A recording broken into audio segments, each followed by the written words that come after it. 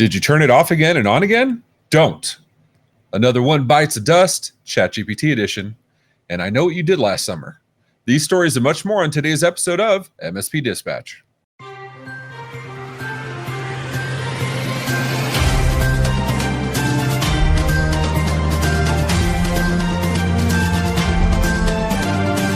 This episode is presented by MSP GeekCon 2023, a conference for MSPs by MSPs. Occurring May 21st through the 23rd, 2023 in Orlando, Florida, this two-day event is built around the journey of technical growth from Tier 1 to Tier 3. Visit mspgeekcon.com for more information. Good morning and welcome to the May 12th episode of MSP Dispatch, your source for news, community events, and commentary in the MSP channel. I'm Ray Orsini, joined as always by my co-host, Mr. Tony Francisco. How you doing, Tony? Excellent. We're what are we doing? We're cleaning up a week. We've got an awesome weekend. Mother's Day is here, just so everyone knows. So I had my son's birthday on Wednesday. Today is my wife's birthday. Then Sunday is Mother's Day.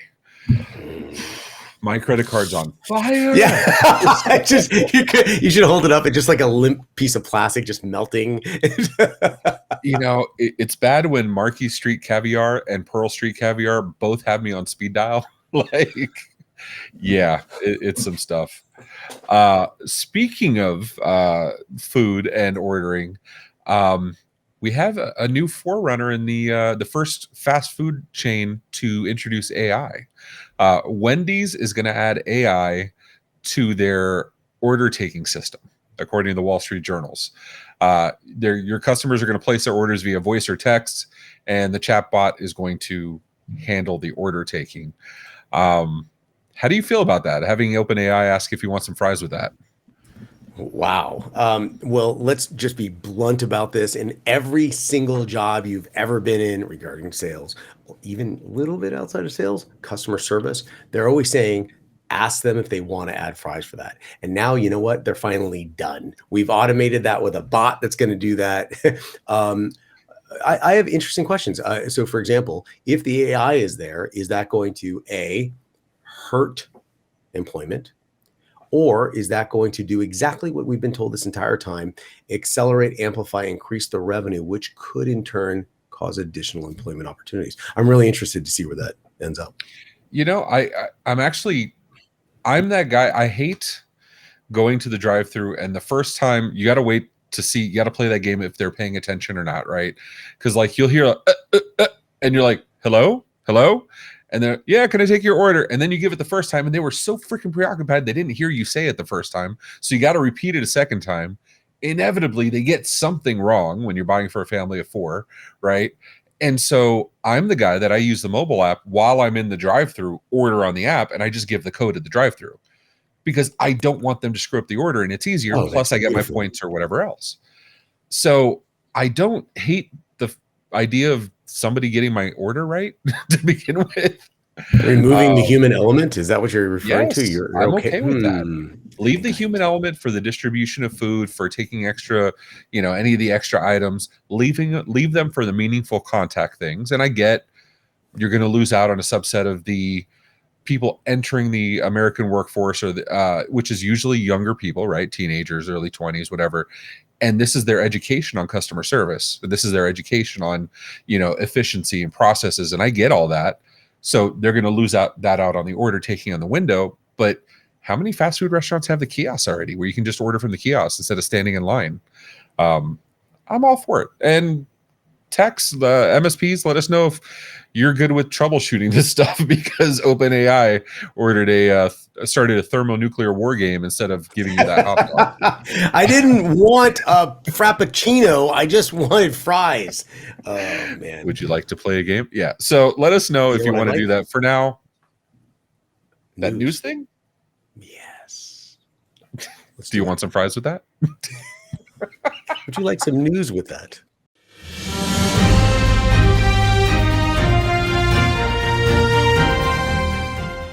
And in the first order of news with your order of the MSP Dispatch, we're jumping straight in from the register.com. Don't turn it on and off again. Expired Cisco certificate Cripples vEdge and SD-WAN kits. A recently expired digital certificate from Cisco's SD-WAN platform left customers without access to their networks, causing disruptions. The certificate, which expired on May 10th, 2023, caused several SD-WAN vManaged servers to become unreachable. The issue affected both on-premise and cloud-based deployments. Cisco promptly acknowledged the problem and released a guide to assist users in generating a new certificate and recovering access to their networks. The company is also working on a permanent fix to prevent similar issues in the future. The issue highlights the importance of an effective certificate management system to avoid service disruptions. While certificate expirations are a problem to avoid, it can have a serious consequence for business, as demonstrated by the Cisco SD-WAN outage. Ray, I feel like we're talking about dehydrated water. I feel like this is just looking for content that is just, are you serious? Yes, of course. But I know you like the dehydrated water, and everyone's going to talk about dehydrated water from this point forward. What are your thoughts? Water.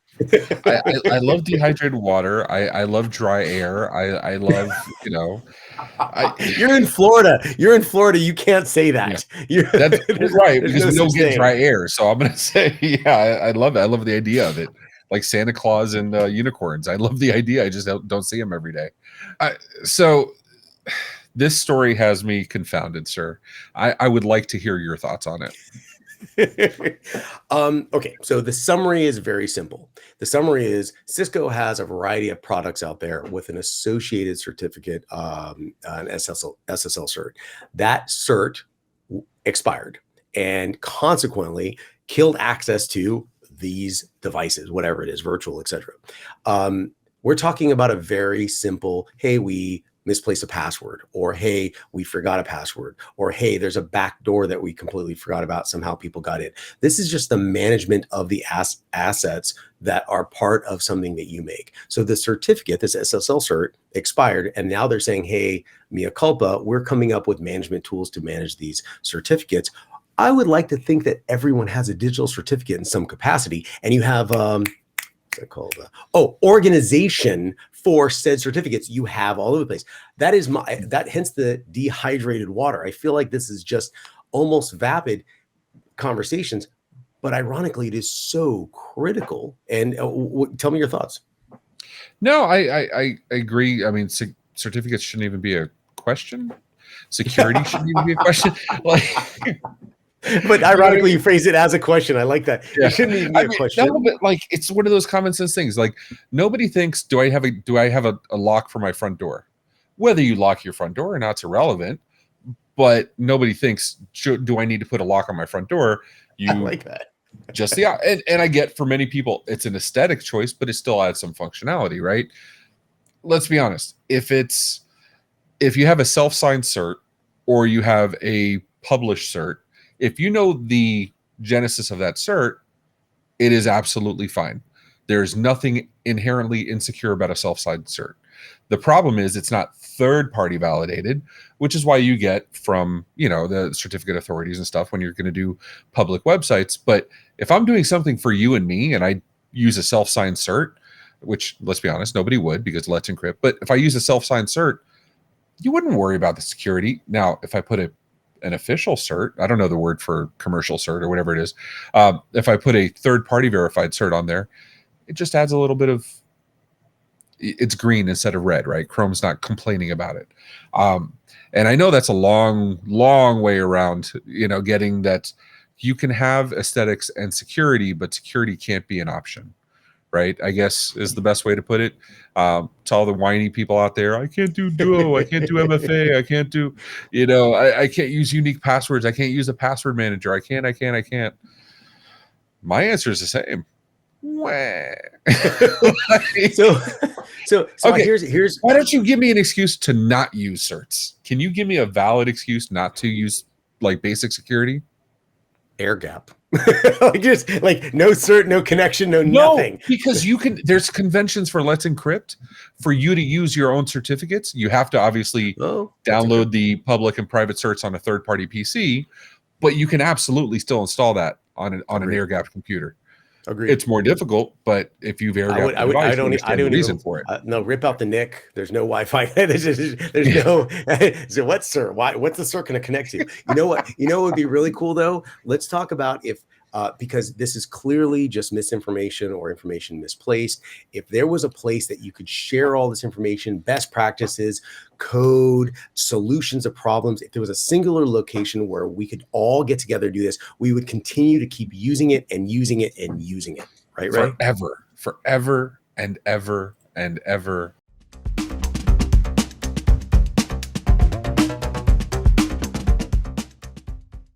Forever and ever and ever, except if you're Stack Overflow. Sadly, Stack Overflow is the first ChatGPT casualty. Traffic down 14% in March, according to David Carr on SimilarWeb. According to recent data, Stack Overflow's traffic has been steadily decreasing since the start of 2022, with a 14% drop in March 2023.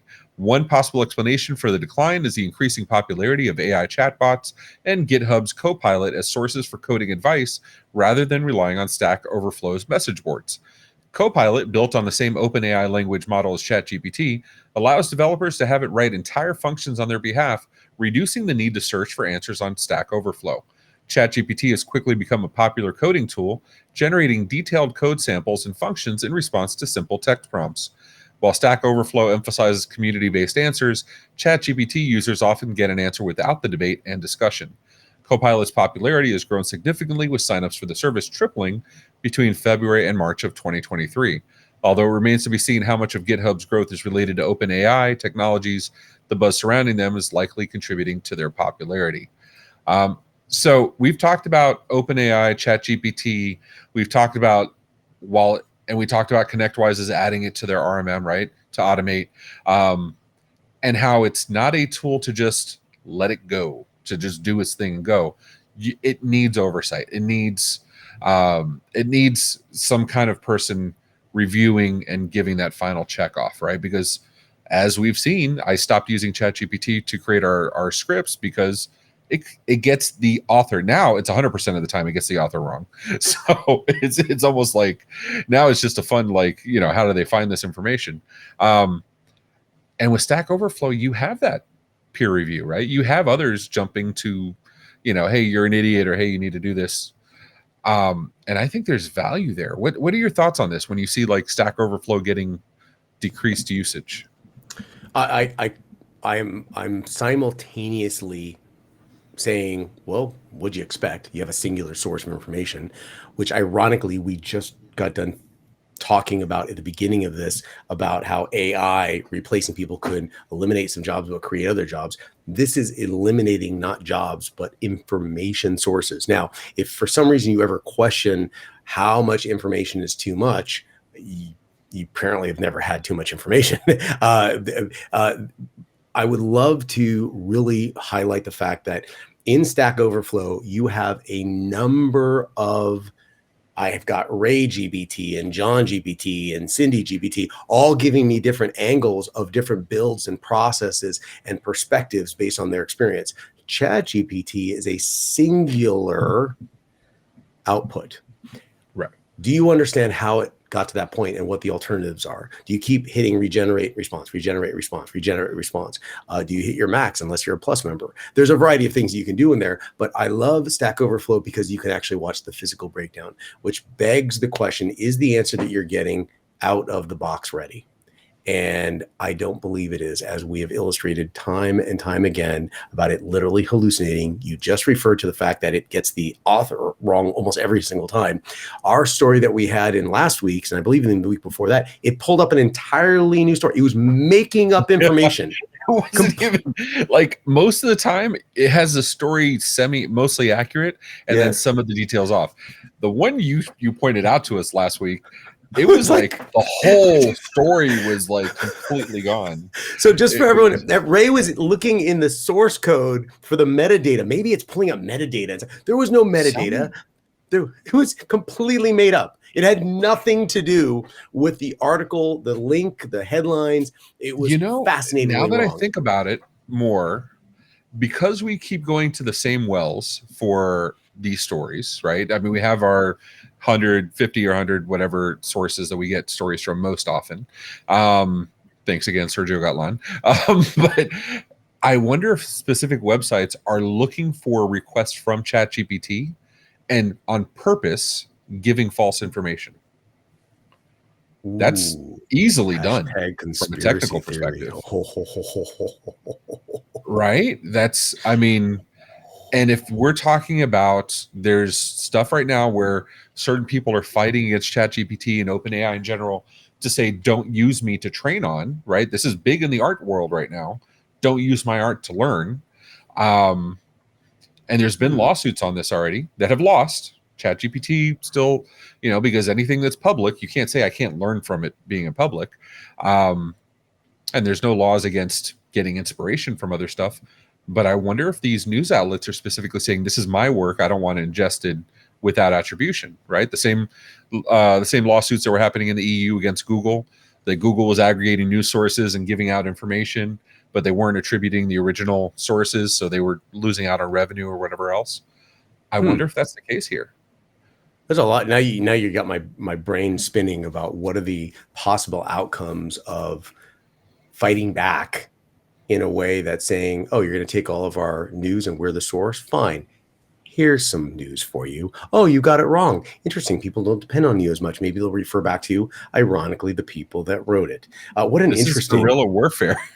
Oh, this is dark, Ray. You just took this is dark GPT. Like, ooh, yeah.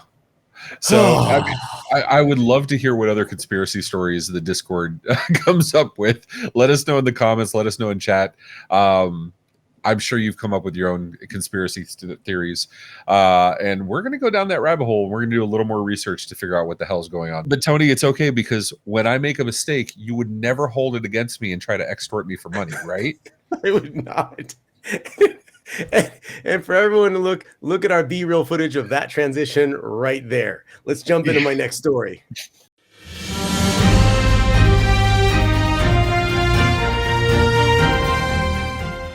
And in my next story from darkreading.com, an employee at a cybersecurity firm, Dragos, fell victim to a cyber attack, exposing ransomware extortion. The attacker claimed to have accessed the employee's computer, extracted sensitive information, and threatened to leak it unless a ransom in Bitcoin was paid. Despite specializing in cybersecurity, particularly for industrial control systems and critical infrastructure, this incident highlights that no individual or company is immune from cyber threats. Dragos confirmed the attack, but assured that the breach was limited to the employee's personal accounts, with no company data being compromised. The firm is collaborating with local law enforcement agencies to investigate the incident and prevent further attacks. This event underlines the importance of constant vigilance, strengthening cybersecurity measures, and providing ongoing employee training. Dragos remains committed to protecting its clients and enhancing security infrastructure, emphasizing the need for preparedness against potential cyber threats. Ray, if we're talking about this, there's a lot of things that are bad. We're talking about ransomware. We're talking about cybersecurity attacks. We're talking about forgetting your SSL certificate expiration date.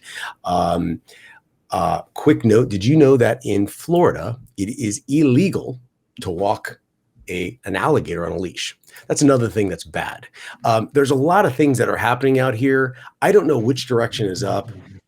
So a cybersecurity cybersecurity company, one of their employees just got a ransomware. How do I put this in any other context? Handing it to you, I'm going a little crazy here. Listen, I don't care about the ransomware anymore. We got to go back to the alligator thing. If I have to walk my dog on a leash, but I can't walk my alligator on a leash, you know how dangerous that is? Damn it, Florida. I guess we get into this whole security guy gets ransomware. Sorry, Phil. This is for you. It happens to everybody. The problem is not what happens. The problem is transparency. I fucked up. This happened. You guys need to know about it, right? You gotta be public. You gotta own it. You gotta do as quickly as possible within the guidelines of your, IR firm or insurance policy, or your insurers, whatever they're telling you to do. But sitting there and saying it happened, I don't hold that against anybody at all. I actually respect the hell out of it. It's not something that happens enough, in my opinion. I like these stories for the fact that you have security knowledgeable people, security aware people that still get compromised. You have big companies that do training, presumably, that have a bunch of controls in place, presumably. At the end of the day, the human person is the weakest link. Let's be honest. 100%. And we all have those moments. There's times, we just had this call today on our staff meeting where we use Fin, obviously, for security awareness training. And we sent a meeting invite out to a new meeting that's going to be company wide every quarter. And some of my staff were like, I'm not clicking anything until I hear verbal confirmation that it was really sent by somebody. And I can't get mad at that. It's recognizing that we are going to screw up at some point and giving the least amount of opportunities for it to happen. Sometimes it gets annoying when I'm taking over somebody else's iPad and I can't reset it. That happened. That's annoying. But, transparency is more important than if you got breached or not. Nobody likes to get breached. Let's be honest. That's the truth. But if you can come out and say, mea culpa, this happened, this is how we're addressing it, this is the truth, not no protected information was stolen, but they did get your usernames, passwords, credit card numbers, addresses, and phone numbers, and here's a year of LifeLock. When they can come out and say, like, the truth, this is what actually happened, I appreciate that, which is why I love Cloudflare so much. When something goes wrong, they give deep dive reports, and they're awesome. I don't know. What's your take, Tony? What's your 2 cents on this? I'm wondering how that's going to tarnish the reputation. Anything can happen. It just goes to show that if a security company employee, a cybersecurity company employee can get breached, anything is possible. I get a lot of private messages. I throw out one of those little factoids: can't walk your alligator on a leash. But another great fact. Here's something for everyone to chew on. If you're gonna walk away with something, walk away with this fact. In 1939. There was a novel called Gadsby, Gadsby. It's 50,000, that's 50,000 words. The entire thing does not contain a single letter E. The entire book, 50,000 words, does not contain a single letter E. So when I tell you that, I would love to know how many MSPs, how many people are listening to that, going online to actually research it and say, wow. And it's actually not a bad book. The point is, anything is possible. Cybersecurity is going to affect all of us. So with that, we should probably jump into some cool notables. Let's do it.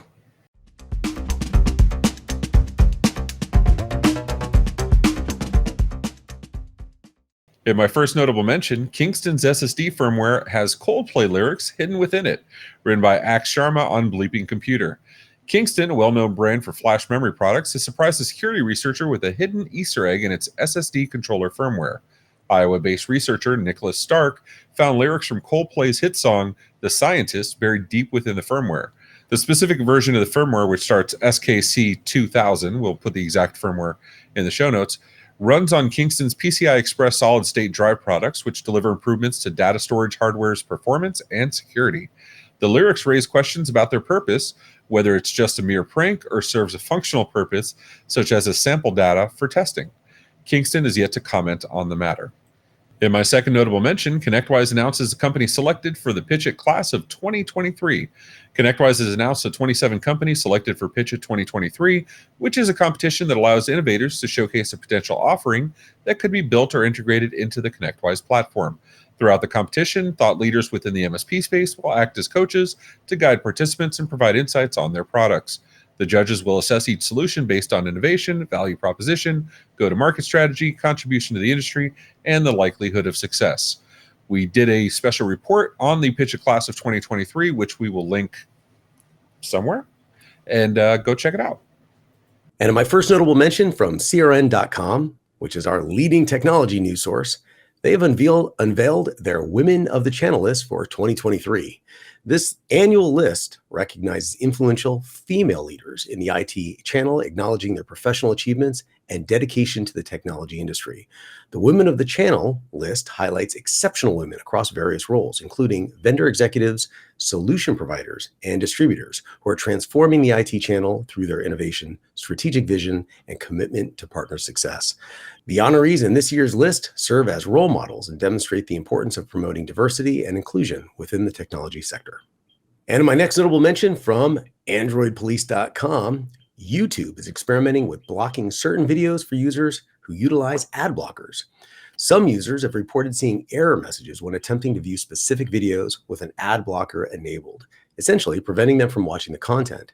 This move by YouTube can attempt to discourage the use of ad blockers and promote ad revenue for both the platform and its creators. It remains unclear if the experiment will become a permanent feature on the platform or if it will be limited to certain types of content. The moderator of the YouTube subreddit received a message from the YouTube team confirming this pop-up was part of an experiment the company is currently running. It appears to be a very limited experiment as we've only found the one user report, but it could be a sign of things to come.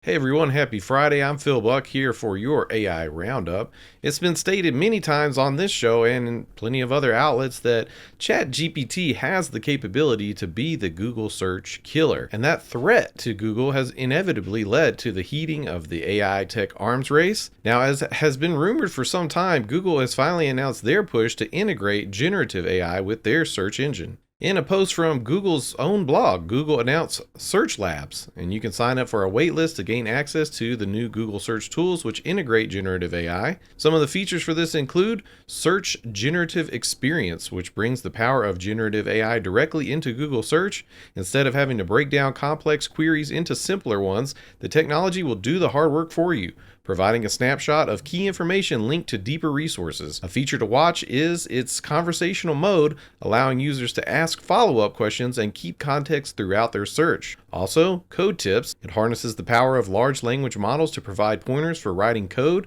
faster and smarter. And you can add this feature to Google Sheets, which helps you insert search results directly into a spreadsheet and share with friends. The shopping experience will also be revolutionized. Thanks to integration with Google's shopping graph, users will have access to real-time product reviews, ratings, prices, and images from over 35 billion product listings. This sounds like a significant leap forward for search engine technology. I signed up for the wait list so that I can check it out. If you gain access to it, let us know what you think in the MMN Discord. There are plenty of amazing upcoming events taking place across the community, so let's see what's happening this week. On May 14th through the 18th, an in-person event, ServiceNow Annual Conference in Las Vegas, Nevada. On May 16th through the 18th, another in-person event, Seven Figure MSP Live in Nashville, Tennessee. And also on the 16th at 12 p.m. Eastern Time, Nerdy Birdie, two birds of a feather come together to streamline your workflows, presented by Gradient MSP.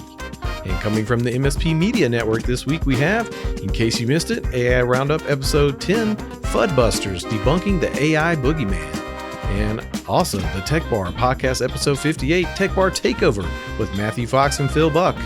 And as always, on Tuesdays and Fridays at 10 a.m. Eastern Time, MSP Dispatch presented by the MSP Media Network.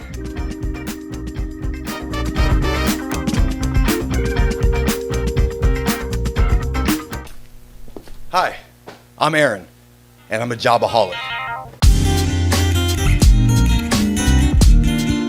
We all have something in common. We all have a worst job story. Each episode, I'll welcome one guest to share their most insane worst job story. And in return, I'll share one of mine. Join me the first Friday of every month for new episodes of 38 at 38. So how'd you like today's show? If you liked it, hit the thumbs up button. If you didn't, go and hit it 3 times. And if you want to hear more, go and hit that subscribe button on the YouTubes or your favorite podcatcher. Did you know we also have a Discord where we post stories all week? You can propose your own stories and even vote on which ones we'll cover. As my friend Rich Banky says, make sure to tell a friend. Also, be sure to follow us on social media at MSP Media TV. Have any questions? Email news@mspmedia.tv for answers on the next episode, or leave us a voicemail, 833 MSP Network. I'll get 2 main stories and 1 notable with that, please. Sorry, I was talking to my Wendy's AI, ordering the news for the day. Would you like fries with that, sir? What a horrible. If I go to a Wendy's and they offer to play a game, I'm walking out. Wait, was it?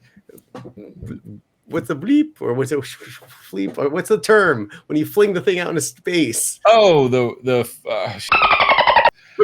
Oh man, yeah, the yeet. Yeet. It has been so long since our NASA eating. I forgot about that. Oh, that was good, man. That was a good story. Good show. I'm ready to yeet myself into the weekend. How about you? Oh, let's yeet this place now. Yeah. Everyone have an awesome weekend. A great Mother's Day. Have an awesome Mother's Day. Go take care of your mothers. If you are a mother, we appreciate you. If you're one bad mother, I'm going to shut my mouth. But with that, take care of yourselves and each other, ladies and gentlemen. Be safe, everyone.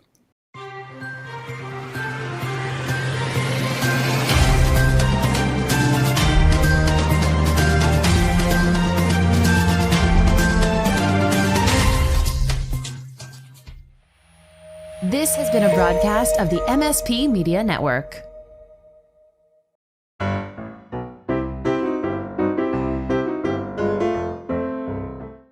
But for now, let's do some notables, man. I have another story if I could do the story. Okay, yeah. Let's pretend that I am. That's a good B-reel moment right there. Like, is Ray GPT having a general protection fault? Do we need to reboot That's him? exactly what it is. All right, someone find it. Get a paper clip. We got to find a little hole in his neck and reset him real quick. But it was my little pouty face, and then Ray's like, "Oh, okay, let's." But wait, I have the perfect segue now. Hold on. But and my first notable mention from CRN.com, CRM, our leading technology news source, has unveiled excuse me. There's some dolphins for you. Ready? One more time.